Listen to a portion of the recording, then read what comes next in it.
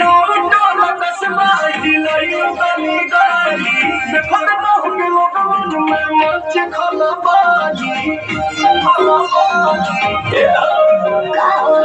गाँव टोला कस्बा हिलई बनी गाली देखत बहु के लोगन में मच खलबाली भइल बवाल हो बंगाल अगरा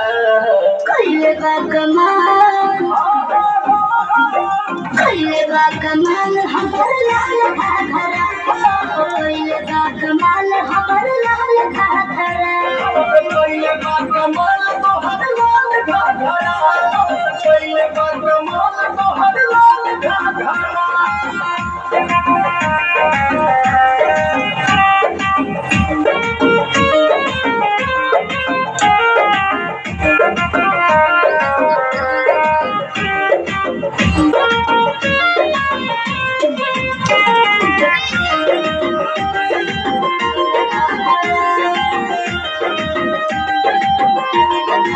हमरा लग चल न पैया होई रंग बाज हम चिड़ैया हो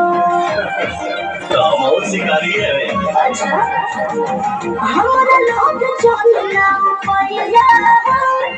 होई रंग बाज हम चिड़ैया हो